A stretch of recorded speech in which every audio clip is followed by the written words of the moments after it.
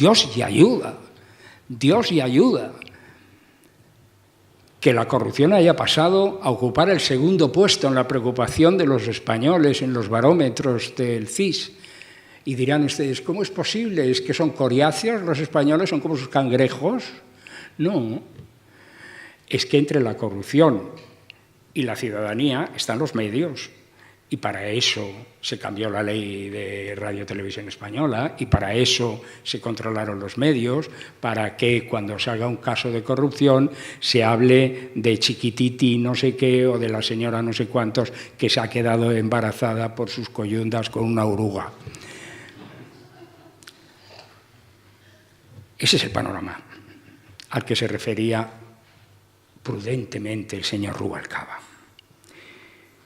Medios de comunicación, arbitrariedad, gobierno por decreto, ignorancia y desprecio del Parlamento, instrumentalización de las instituciones del Estado, empezando por el Poder Judicial, y corrupción, corrupción, corrupción, corrupción que no para, que a día de hoy no para, que a día de hoy se sigue produciendo, que aquí ya nadie se cree nada y hace bien,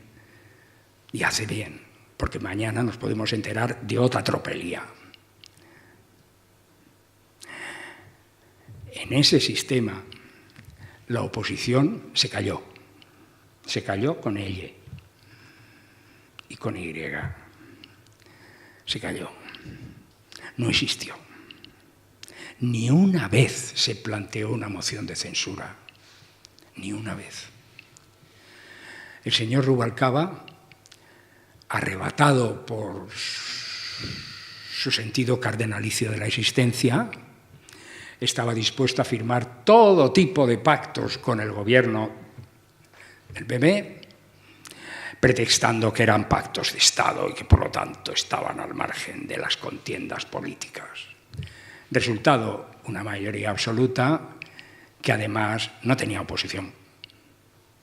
No es que la callara, la silenciara, no, es que no hablaba.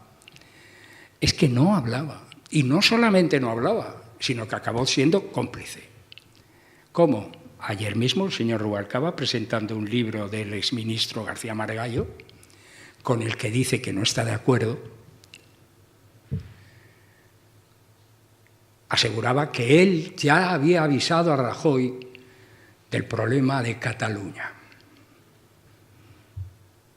Y lamentaba amargamente que Rajoy no hubiera entendido la profundidad de su mensaje.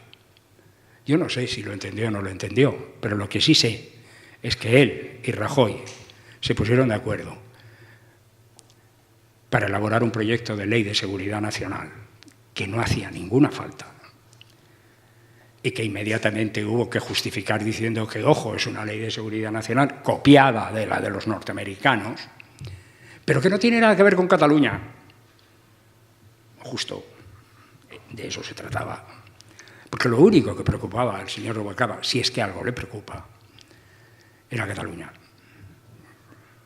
Claro, acertó en el diagnóstico del sistema y acertó también en esto. Cataluña. Al día de hoy, las opciones que se manejan para enfrentarse al problema catalán son artículo 155, Ley de Seguridad Nacional, que se hizo para eso, y otras medidas de excepción.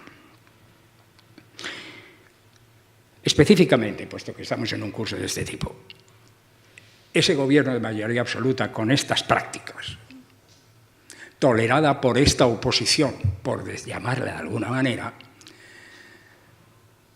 que provocó pues el estallido de 2015, el 15 de mayo, y la aparición de Podemos. Si no hay oposición en el Parlamento, la habrá en la calle. Y salió la oposición extraparlamentaria. Cuando yo estudiaba en Alemania, pasaba lo mismo.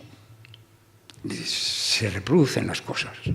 Año 1969, año 1970, primer gobierno de coalición socialdemócrata-demócrata-cristianos, la oposición en el Parlamento queda reducida a los 50 diputados del Partido Liberal. No hay oposición. El gobierno está presidido por los socialdemócratas, con lo cual servidor, que entre simpatizar con alguno, pues simpatiza más con los socialdemócratas que con los demócratas cristianos, pues estaba muy contento de ver a los socialdemócratas, pero los alemanes no. Y como no había oposición en el Parlamento, surgió la oposición extraparlamentaria. Pero como son alemanes, aquello terminó como Rosario de la Aurora. Aquí ha pasado lo mismo, no había oposición. Como no había oposición, la oposición surgió a la calle. Pero como esto no es Alemania, esto ha terminado también como Rosario de la Aurora, pero de otra manera, con otras características. A todos nos ha hecho mucha ilusión contemplar la evolución de esa pretendida alternativa a la oposición española de Podemos. En esas circunstancias, insisto, y para incidir sobre el aspecto más específico, ese gobierno no solamente, esa legislatura no solamente se dedicó a romper los pactos implícitos de la transición. Un paréntesis, pactos implícitos de la transición. ¿Le suena? Digo esto porque a mí no. Yo no sé que hubiera ningún pacto implícito. Sí sé que todos los protagonistas de la transición y los que entonces contemplábamos, suponíamos que habría una especie de acuerdo entre caballeros, porque la transición fue el resultado de una doble debilidad o de una correlación de debilidades, como decía Vázquez Montalbán. La oposición no podía romper el régimen del general Franco y los franquistas no podían imponer su continuación. Y, en consecuencia, llegaron a una especie de acuerdo.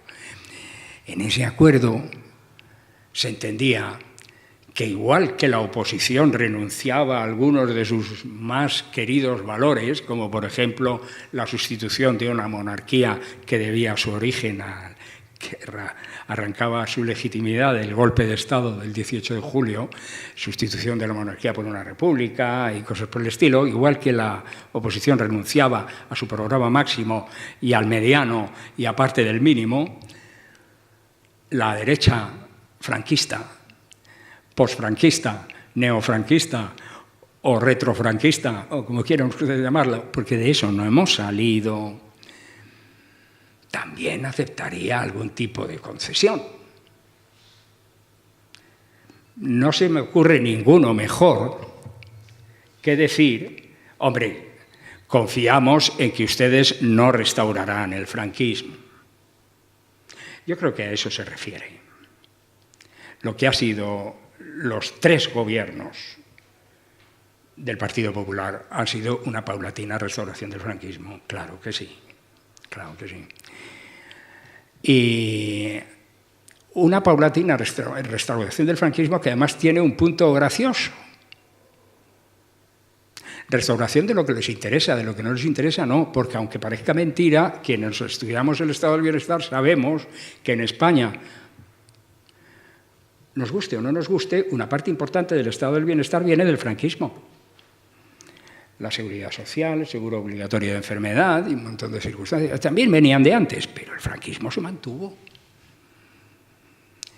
Y esa restauración del franquismo ha laminado también ese propósito del estado del bienestar. Es decir, no solamente ha habido gobierno por decreto ley, con ignorancia del Parlamento, connivencia de la oposición, que no se diferencia del gobierno prácticamente en nada, por mucho que nos irrite a muchas personas de orientación de izquierda, esa insistencia en decir PP y PSOE la misma mierda es, yo no diría lo de mierda, pero sí diría que tiene razón. Esa connivencia de la oposición, esa cobardía de la oposición, esa desaparición de la oposición ha permitido que esa es la ruptura del pacto implícito de la transición. Rubalcaba, que es lo más listo, de lo más listo que hay en este panorama político, se dio cuenta. Pero su fanatismo anticatalán no le permite ver más allá. Y está dispuesto a vender esa clarividencia por una ley de seguridad nacional. esa clarividencia que debiera permitirle ver, como nos permite a todos, que además de todas esas circunstancias, el fin último de esas legislaturas y de la legislatura del PP ha sido desmantelar el estado del bienestar. No hace falta que cite a ustedes los puntos cruciales, la reforma laboral. Escucharían ustedes al presidente del Gobierno en sus primeras comparecencias tan contento de haber ganado las elecciones, ¿verdad? La primera de todas fue aquella de decir, sí, desde luego no he cumplido con mi palabra, pero he cumplido con mi deber. Como si el primer deber de un hombre no fuera cumplir con su palabra, ¿verdad? Ese tipo de enunciados que dices, pero qué vergüenza, ¿no? Porque alguien le dijo, oiga, presidente, está usted haciendo lo contrario de lo que decía en su programa electoral. Sí, pero es mi deber. No, su deber es dimitir. Si usted va en contra de su propio programa electoral, su deber es dimitir. Es cumplir su palabra y si no, no haberla dado. Porque claro, lo que ha hecho usted ha sido engañar a la gente, ¿no? ¿Se acordarán ustedes de con qué enunciado de carácter filosófico genérico se justificó la más bestial reforma laboral que ha sufrido el país?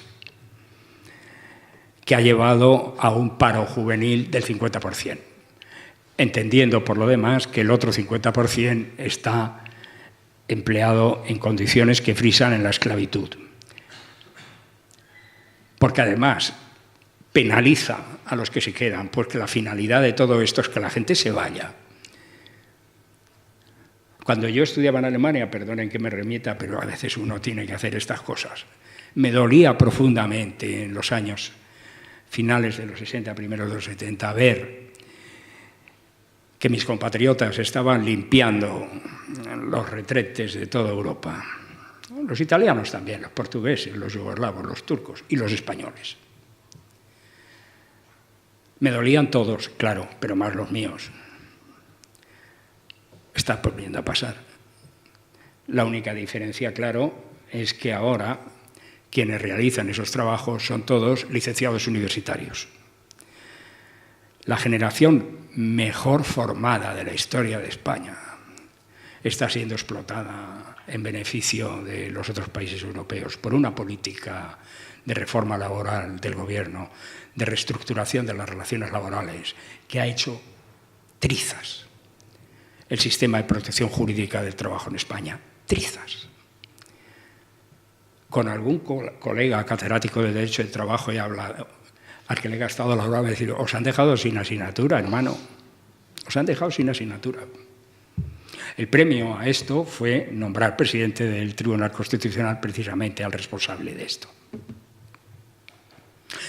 ¿Se acordarán ustedes? Vuelvo a la justificación teológico-política que diría Spinoza de esta reforma. Los empresarios son quienes crean empleo. Sí, a la vista está. A la vista está.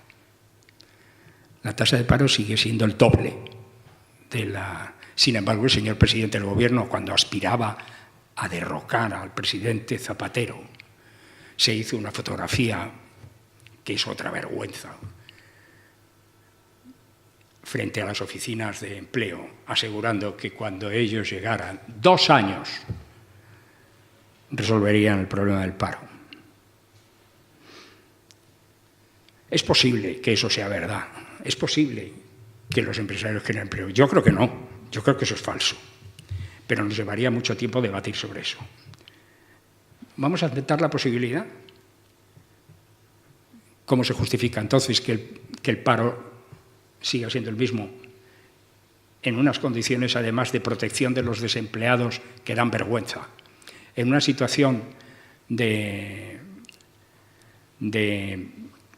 injusticia de las relaciones laborales que dan vergüenza. ¿Cómo es posible? Y si me siguen ustedes, y si seguimos existiendo en que hay que aceptar eso, mi conclusión es la siguiente.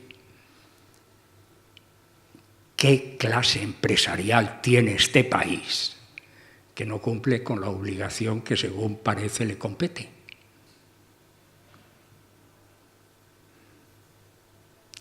Los empresarios crean empleo. Pues si no lo han creado. Entonces, ¿qué han hecho? Negocios. ¿Cómo qué? Pues todos sabemos, ¿no? Con el capitalismo de amiguetes, que consiste en montar empresas al amparo del boletín oficial del Estado, cruzado además con la corrupción, las mordidas y las comisiones. O sea, un pandemonium inenarrable e indefendible. Eso se vende con el discurso de la recuperación económica. Ese discurso lo repite el presidente del Gobierno siempre que puede. Cree que con él tapa a todos los demás agujeros.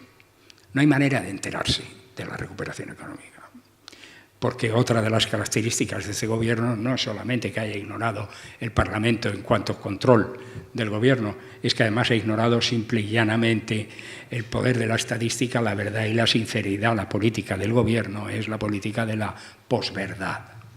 No hay manera de saberlo, pero algunas cifras cantan, ¿verdad? Algunas cifras cantan. No hubo rescate. No. Se han volatilizado 60.000 millones de euros de las arcas públicas en los bolsillos sin fondo de los banqueros. Y el país sigue igual. Pero hay alguien que ha padecido especialmente, los pensionistas que se han quedado sin un duro. Les han literalmente esquilmado el fondo de pensiones con todo el morro. Y perdonen ustedes eso, porque aquí me siento particularmente afectado dado mi edad. Ha sido un expolio.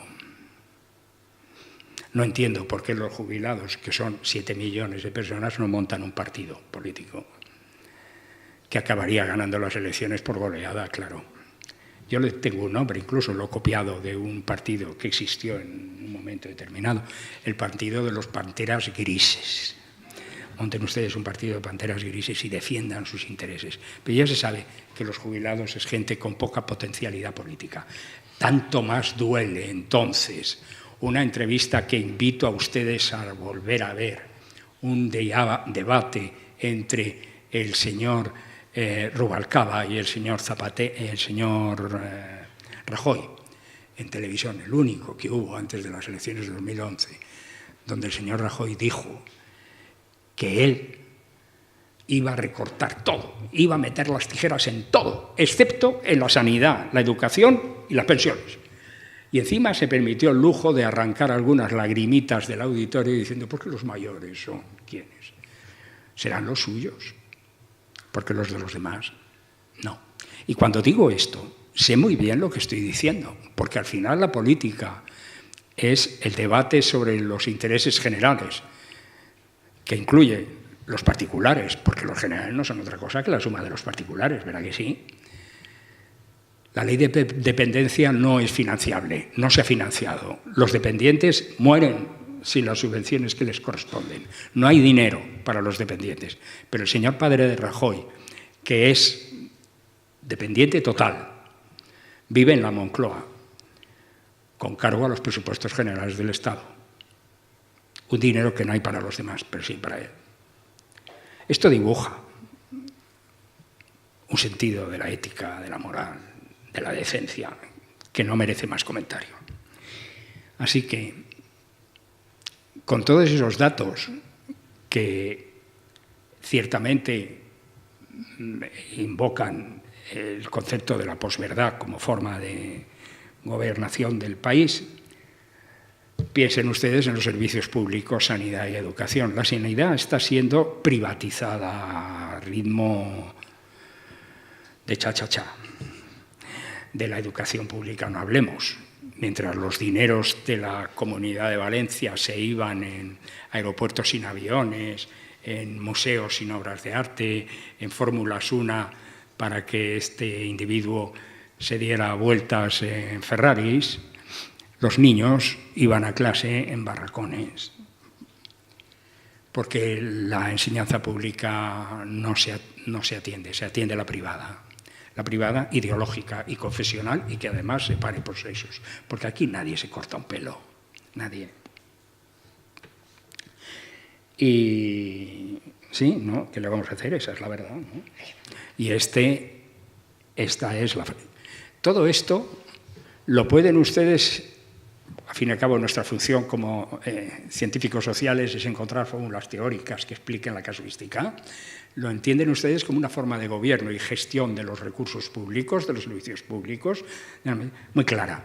Consiste en lo siguiente, es parte de la llamada ideología liberal, neoliberal, que consiste en lo siguiente: se llega al poder y se descapitalizan todos los servicios públicos. Se les quita el presupuesto, como se ha quitado el presupuesto a la ley de la memoria histórica, a la dependencia, a todo lo demás. A continuación, claro, no funcionan. Y entonces se dice que los servicios públicos no funcionan porque por ser públicos no funcionan y el dinero se transfiere a los privados. ¿Y qué hacen los privados? Pues como esto es jauja, los casos complicados los derivan a la pública, de forma que el negocio es redondo. Es como la obra pública. Las autopistas radiales de Madrid, que no hacían maldita la falta, se montaron para hacer un negocio. Beneficios y rentas. Cuando resultaron ser inviables, se nacionalizan, porque este es el régimen de capitalismo neoliberal. Las ganancias y los beneficios se privatizan y las pérdidas se socializan. ¿Cuál es el compromiso del actual gobierno? Sanear las autopistas para volver a dárselas a la empresa privada, de forma que ésta pueda volver a hacer negocio, arruinarlas y tengamos que pagarlas otra vez. Y no les quepan ustedes la menor duda de qué pasará. De qué pasará. Y aquí nadie dirá nada. Así que en esas situaciones, el estallido de la corrupción general ha acabado por arrasar la poca legitimidad de este sistema.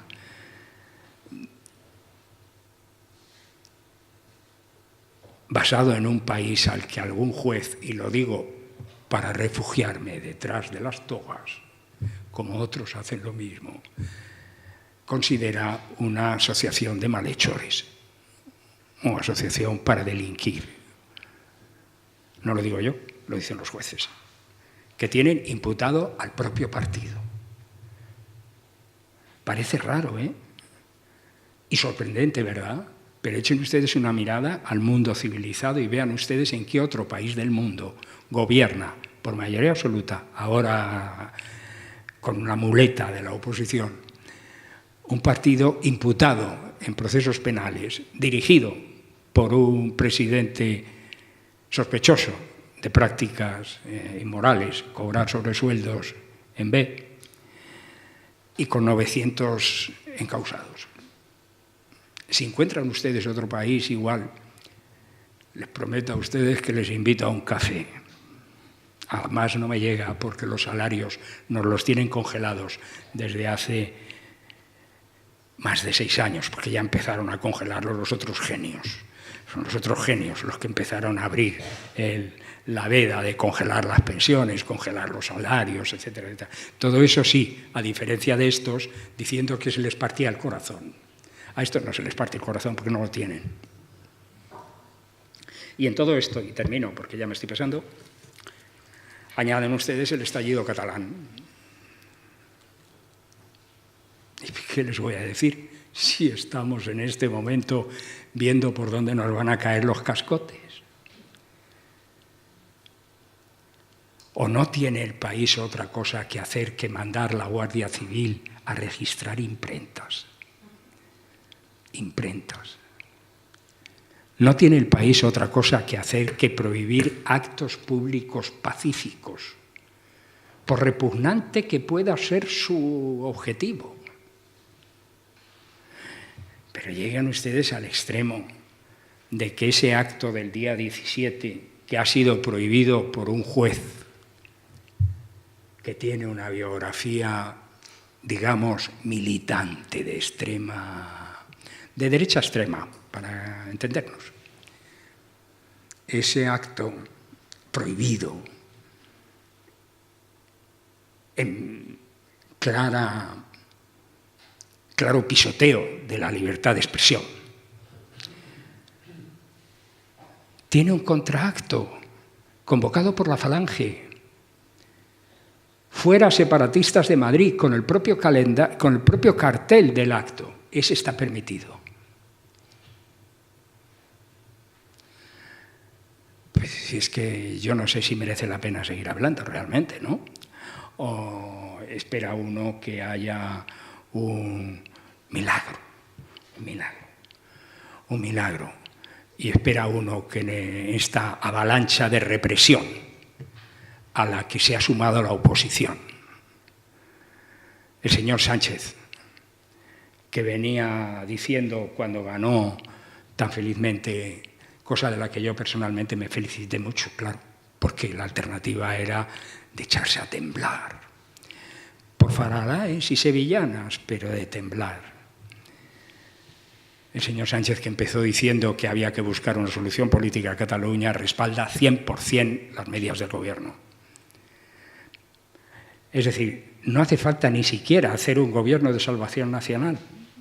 La oposición ya ni siquiera pide entrar en un gobierno de salvación nacional para moderar un poco las ansias represivas de un incendio que provocaron ellos.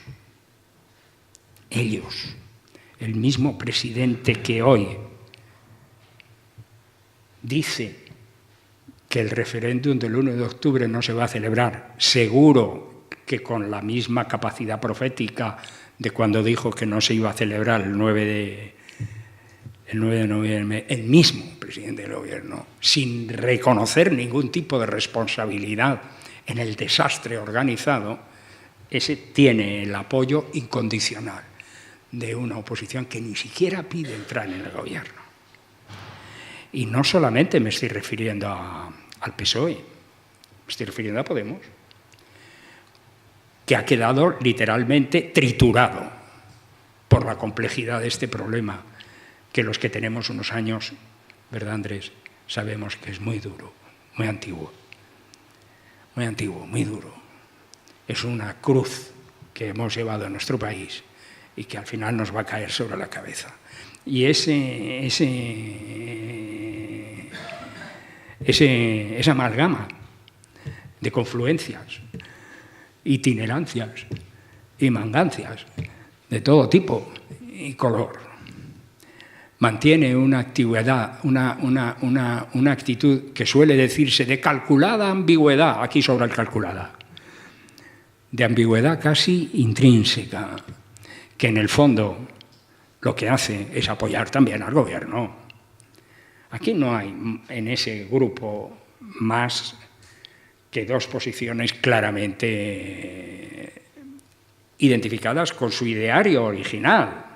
Los señores anticapitalistas y el señor Albano Dante Fachin. Los demás, por un lado, por otro, la señora Ada Colau, a la que todos deseamos que cumpla su objetivo, que no es otro que ser alcalde de su pueblo, y todos los demás, siguiendo por el señor Pablo Iglesias, igual que el señor Sánchez, si no apoyan, miran para otro lado. Ese es el fin, de momento, de la década prodigiosa que abre paso a la década final que empezaremos a vivir ahora y para la cual espero que estemos todos en envidiable estado de salud para volver a reunirnos aquí dentro de 10 años a ver qué queda del país. Muchas gracias.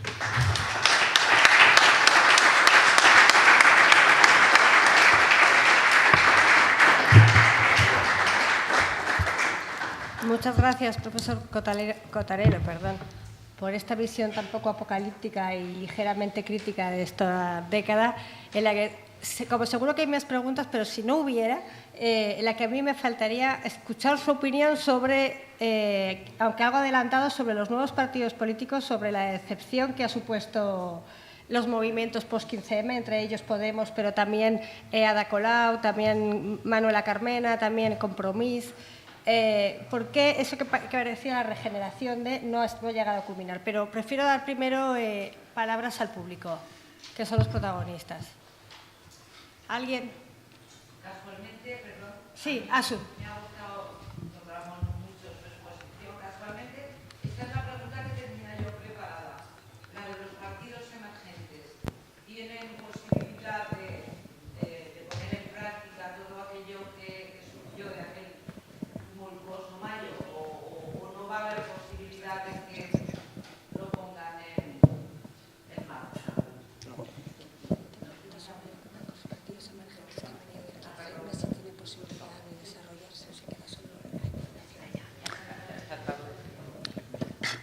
exigencias del guión, ya saben ustedes, exigencias del guión obligan a cortar las intervenciones. Yo estaría encantado de haber metido esto en el asunto porque, mire, es que además biográfica y personalmente me tocan mucho. Los 3 dirigentes principales de Podemos han sido alumnos míos.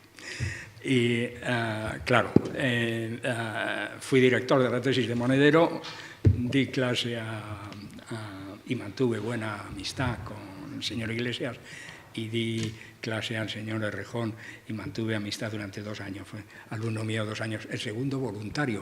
Imagínense ustedes el éxito, ¿verdad? Y el orgullo que siente un profesor cuando un alumno dice, vengo a repetir el curso con usted. Se pone uno como, vamos, como se pone uno.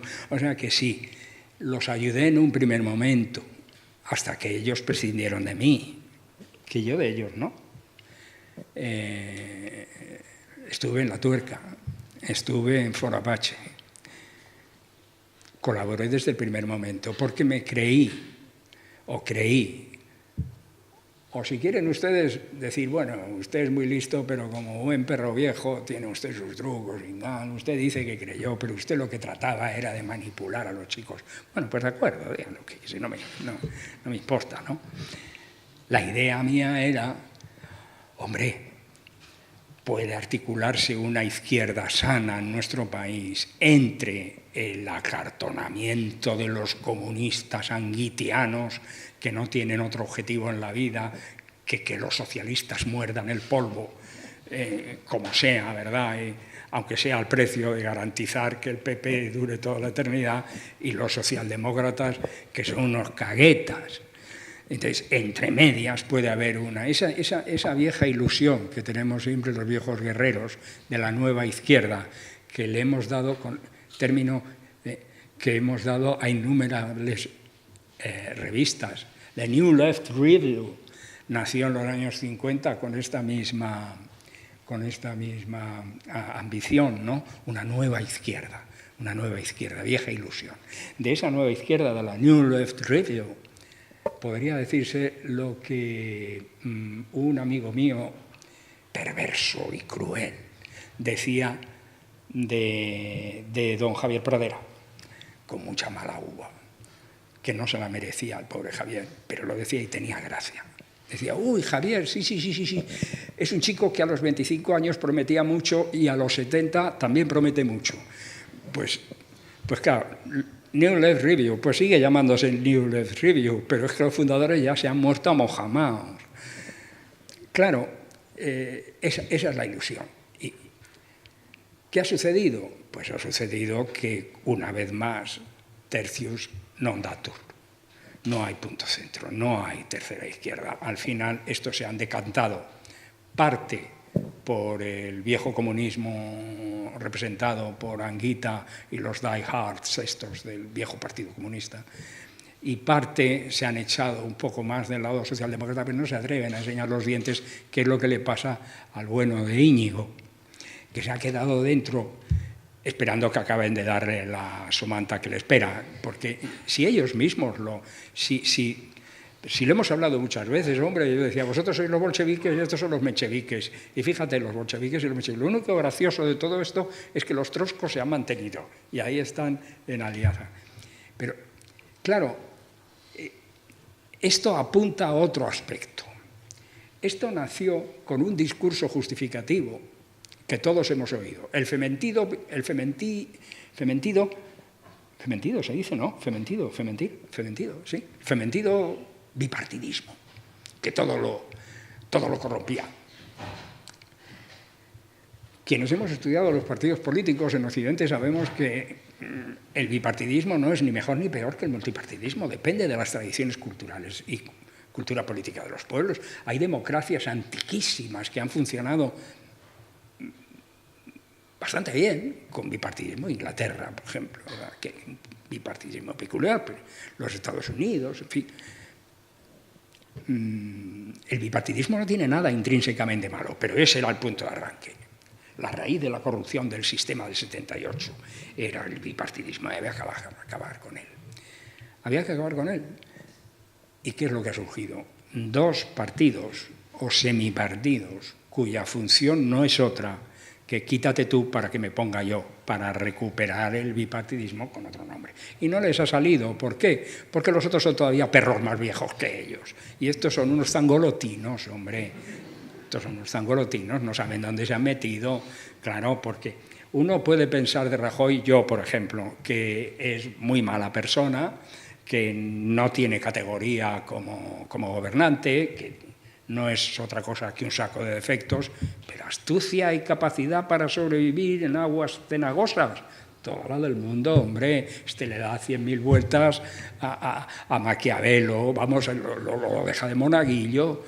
Claro, y van a llegar estos chavales a decirle que, claro. Y luego, otro factor esencial.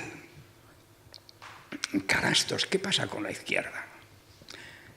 Porque a todo esto, nueva izquierda, vieja izquierda, tercera vía, Giddens, no sé qué, un mosaico de gentes malavenidas, Colau, Compromís.